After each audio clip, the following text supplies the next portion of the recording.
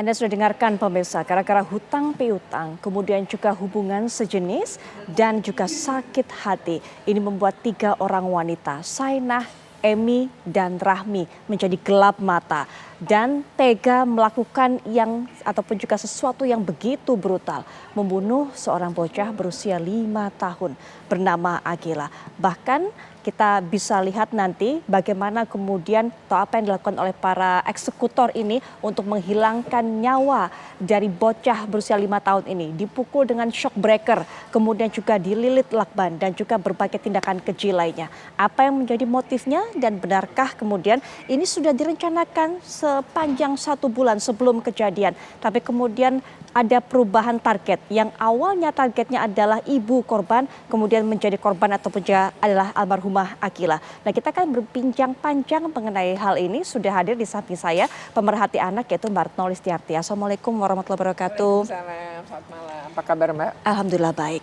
Ya, kemudian juga sudah bersama kita kriminolog Pak Thomas Sunario. Selamat malam Pak Thomas. Malam Mbak Putri. Berita ini membuat kita terheran-heran, membuat kita sedih, begitu pedih juga. Nanti kita akan berbincang bersama Mbak Retno dan juga Pak Thomas. Kita dengarkan terlebih dahulu Mbak Retno, Pak Thomas dan juga pemirsa keterangan yang disampaikan juga oleh narasumber berikutnya sudah bergabung dengan kita secara daring yaitu Kasat Reskrim Polres Cilegon AKP Hardi Medikson Samula. Selamat malam Pak Hardi. Selamat malam Mbak Putri. Baik, kita juga akan dengarkan cerita langsung dari orang tua korban. Sudah bersama kita secara daring yaitu Bapak Andre Primario Herlan dan juga Ibu Amelia Francisca. Selamat malam, Assalamualaikum warahmatullahi wabarakatuh. Pak Andre, Bu Amelia.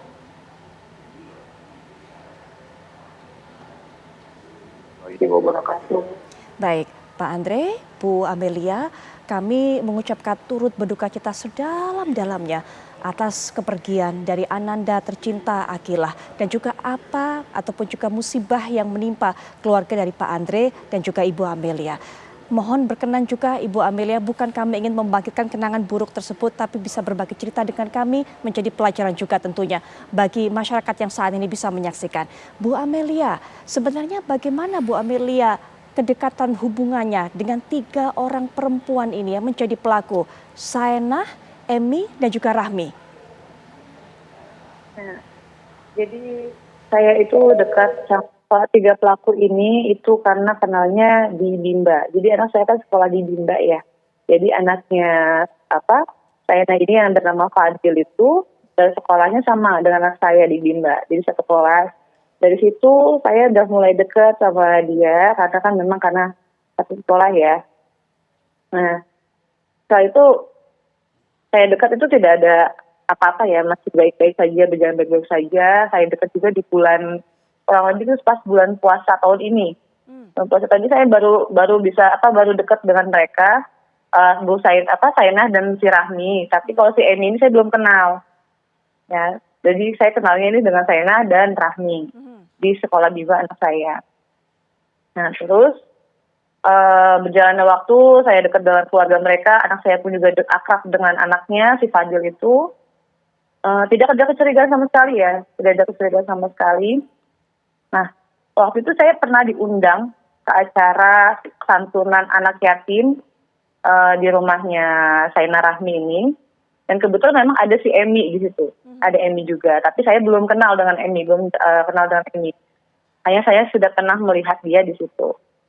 Dari situ saya tetap berhubungan baik sama mereka sampai saat mereka tiba-tiba pindah kontrakan dari dia kan sebelumnya di Jombang ya, pindah kontrakan di Jombang, terus dia minta tolong saya buat cari kontrakan untuk sementara taruh barang-barang yang ada di rumah dia di Jombang itu. Akhirnya saya bilang sama dia, oh ada di tempat saya ada kontrakan yang kosong, saya bilang.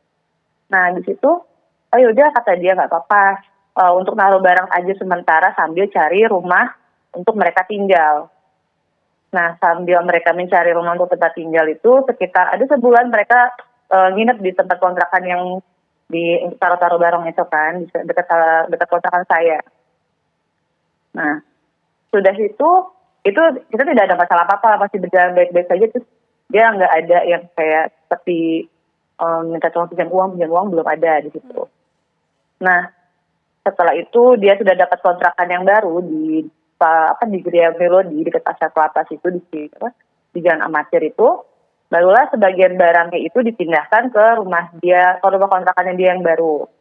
Dari situ dimulailah adanya pinjam meminjam. Awalnya pinjam uang untuk minta bantuan untuk kan dia lagi kesulitan uang untuk biaya bayar kontrakan itu. Saya coba bantu sebisa saya kan. Nah, setelah itu memang kooperatif, dia kembalikan kembali uang yang sudah dipinjam sebelumnya. Nah, lalu makin ke sini lama-lama dia terus pinjam, kadang-kadang untuk ini, untuk itu dia bilang. Ya saya, maksudnya kan saya kan karena udah kenal dekat sama dia ya, dia juga baik sama saya juga nggak ada curiga, nggak ada bicara apa-apa lah gitu kan, karena anak saya dekat sama anak dia. Ya udah saya bantu sebisa saya. Baik, gitu mohon kan. maaf saya potong Bu. Sebisa saya. Mohon maaf saya potong Bu Amelia. Untuk peminjaman yang berikutnya, apakah alasannya masih sama untuk kontrakan atau untuk kebutuhan sehari-hari atau mungkin untuk usaha? Untuk apa Bu katanya? Enggak. Jadi untuk peminjaman berikutnya ini bukan untuk kontrakan lagi, tapi untuk usaha. Untuk usaha dan untuk kesehariannya dia. Usahanya dia itu kan usus basreng gitu kan. Nah, dia bilang pinjam untuk usus basreng. Terus pernah juga minjam untuk biaya servis motor kayak gitu. Terus setelah itu dia bilang dia nanti dibayar, katanya bayar. Nanti setelah itu memang dibayar. Nah, setelah dibayar itu langsung di hari yang sama dia bayar, dia pinjam lagi. Alasannya itu motor harus diservis kembali karena memang ada kerusakan lagi. Jadi dia pinjam uang itu 1 juta. Itu masih dalam uang pribadi saya ya, belum pinjol ya. Iya. Nah, setelah itu sudah pinjam 1 juta, dijanjikanlah saya dibayar nanti dibalikinnya hari Rabu. Itu pinjam hari Sabtu. Nah, terus itu saya tunggu.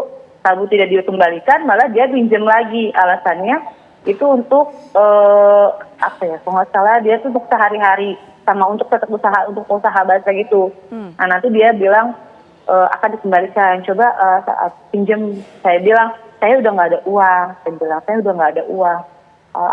saya tuh pakai pinjol. Tapi saya nggak mau pakai data saya. Kenapa nggak coba pakai data Bunda aja? Kan saya panggilnya Bunda ya, Bunda Rahmi itu Bunda. Kenapa nggak pakai data Bunda? Kalau nggak Mama Ke itu kan maksudnya saya itu ya. Oke. Nggak bisa, ditolak terus. Alasannya ditolak katanya gitu. Padahal kita nggak pernah loh ngajuin kemana-mana, katanya. Tapi selalu ditolak sama pihak pinjol, pihak bank, katanya gitu kan.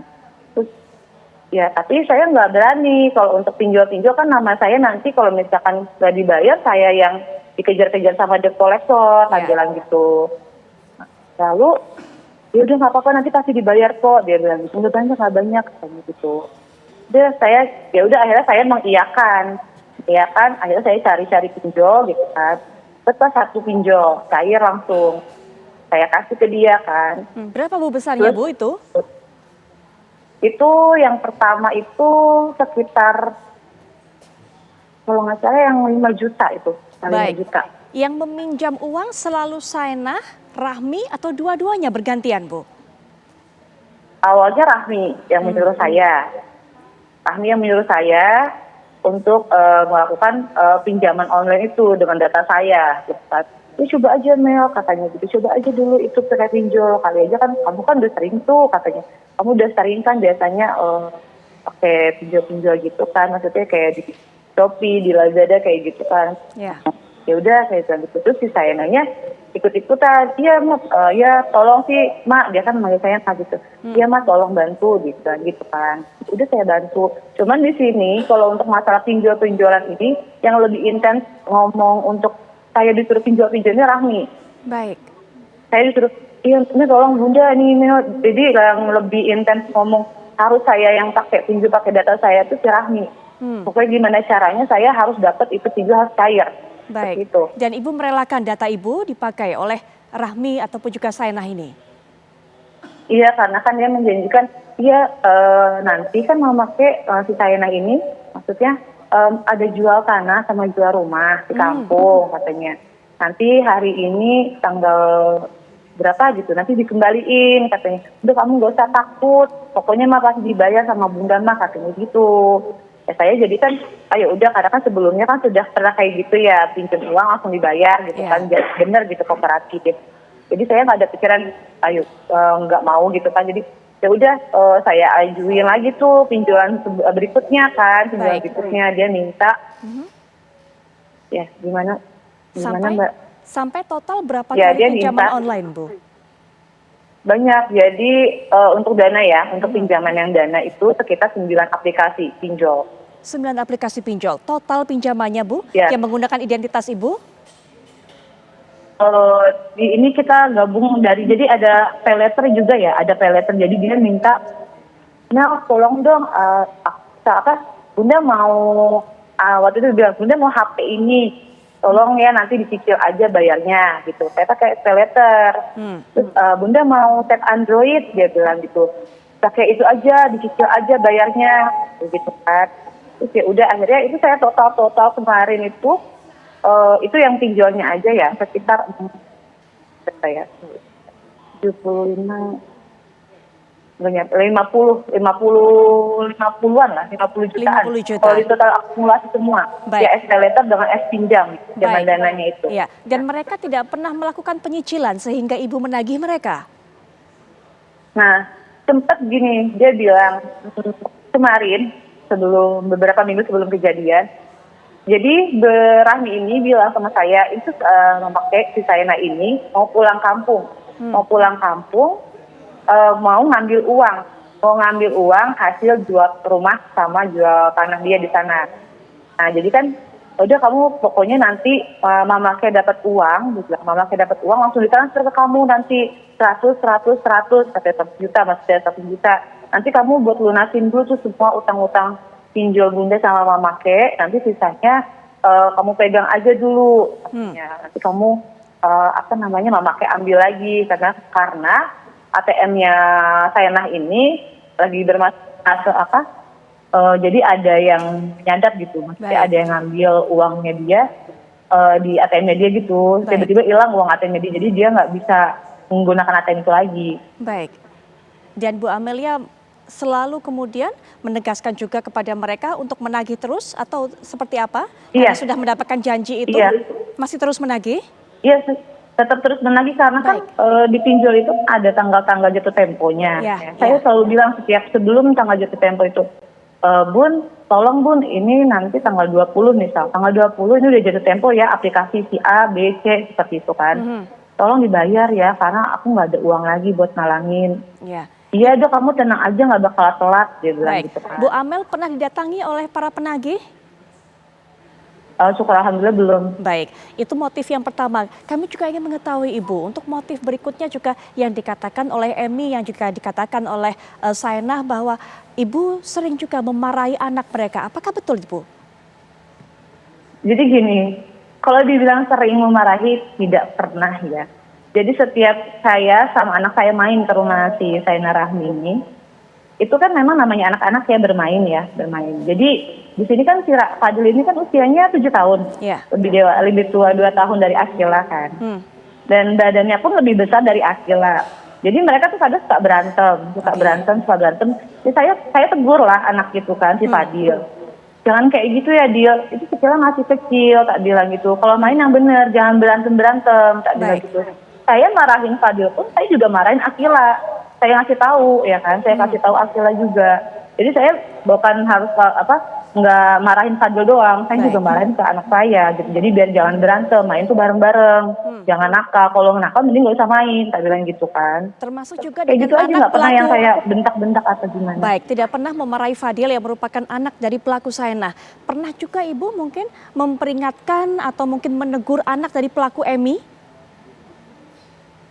Enggak, kalau Siti anak kayak Emi itu saya nggak pernah kayak negur yang marah-marah, enggak. Karena kalau Siti sama Akila mainnya itu kalau saya lihat nggak pernah yang sering berantem, malah yang sering berantem itu Akila sama Fadil. Ya, kita dapatkan keterangan Ibu juga untuk motif kedua. Motif selanjutnya Ibu, ketiga, ditengarai ini ada sakit hati, cemburu yang dirasakan oleh Rahmi karena pasangannya Sainah, atau mungkin sebaliknya, Sainah yang merasakan cemburu karena pasangannya Rahmi ini ia nilai begitu dekat dengan ibu. Betul seperti itu, Bu? Kalau untuk seperti itu saya kan nggak tahu ya awalnya ya, karena yang saya lihat mereka berdua ini, ya yang saya tahu mereka kakak sepupuan ngomong sama saya, mereka tuh sepupuan, sama-sama sudah nggak punya suami, sama-sama tinggal suaminya seperti itu. Jadi saya nggak ada pikiran mereka ini punya hubungan sesama jenis, itu nggak ada. Saya baru tahu ini. Baik, jadi ibu selama ini tidak mengetahui dan di depan ibu ataupun juga orang lain mereka ini mengaku sebagai saudara sepupu, begitu ya, Bu? Iya, Baik. iya, dia mereka mengakuinya sebagai saudara. Baik, Ibu nanti kita lanjutkan. Kita minta konfirmasi terlebih dahulu juga dari Pak Hardi mengenai motif ini. 3 motif ini yang disampaikan oleh pihak kepolisian, Pak Hardi, menjadi penyebab 3 orang ini gelap mata. Baik itu Saenah, Emi, kemudian juga dengan Rahmi atau yang punya nama alias Ridho. Pak Hardi silakan. Baik, terima kasih Mbak Putri. Jadi untuk ketiga motif ini, itu kami dapatkan pada saat kami melakukan pemeriksaan daripada ketiga tersangka ini. Yang pertama seperti yang telah disampaikan tadi, adanya masalah utang piutang. Yang kedua, terkait masalah mereka merasa sakit hati karena menurut mereka, ibu korban ini sering memarahi mereka. Dan yang terakhir itu, menurut keterangan dari si SA atau tersangka SA itu, dia merasa cemburu karena dia merasa bahwa saudara RH ini dekat dengan ibu korban. Demikian, Mbak. Kedekatan seperti apa yang dirasakan oleh Saenah ini sehingga kemudian sampai cemburu melihat kedekatan antara ibu dengan Rahmi ini atau ibu Amel, ibu korban dengan Rahmi ini sehingga membuat ia gelap mata dan merencanakan pembunuhan, Pak? Kalau dia merasa bahwa ketika si RH ini dekat dengan ibu korban, dia merasa dia terabaikan, si SA ini. Baik, Sehingga baik. itu yang membuat dia gelap mata. Ya, 3 alasan ini menjadi alasan dari 3 pelaku yang disampaikan pada pihak kepolisian. Yang awalnya kemudian merencanakan pembunuhan ini, apakah memang hanya pasangan Saenah dan Rahmi saja atau sejak awal, Pak, Emi ini sudah dilibatkan sejak dari tahapan perencanaan? Jadi menurut keterangan dari masing-masing pelaku, jadi mereka bertiga ini memang dari awal, dari 1 bulan sebelumnya itu sudah merencanakan. Memang dari keterangan mereka, target awalnya itu adalah saudara dari target mereka adalah ibu korban atau saudara AM. Namun karena tidak terlaksana, kemudian di hari Minggu sebelum kejadian penculikan itu juga mereka sempat berkumpul untuk merencanakan penculikan terhadap ibu korban. Namun karena menurut dari si RH jangan dilakukan terhadap ibu korban karena sedang hamil, jadilah yang menjadi sasaran adalah si APH atau si korban itu sendiri. Baik, pada saat awal merencanakan penculikan, apakah memang berencana hanya menculik Akila atau memang berencana untuk menculik dan membunuh, Pak? Kalau menurut keterangan memang sudah direncanakan diculik dan langsung juga dilaksanakan pembunuhan. Baik, dari 2 pelaku ada pasangan ini, Rahmi dan juga Saenah, kabarnya memberikan iming-iming uang yang cukup besar kepada Emi untuk bergabung juga, Pak? Seperti itu? Ya, jadi menurut keterangan si Emi diiming-imingin uang sebesar 50 juta apabila berhasil membunuh si korban. Baik, kita sudah dapatkan keterangan mengenai motif, 3 motif yang disampaikan oleh pihak kepolisian. Dari pihak kepolisian maupun juga dari pihak ibu dari korban. Nanti kita akan telusuri bersama juga bagaimana pandangan Mbak Retno ataupun juga Pak Thomas mengenai hal ini. Nanti setelah jeda termasuk juga Bu Amel, kemudian juga Bapak nanti bisa bercerita karena kabarnya sempat mendapatkan teror sudah lama sebelum kejadian ini. Nanti bisa berbagi cerita dengan kami, Pak. Setelah jeda kami akan segera kembali saat lagi.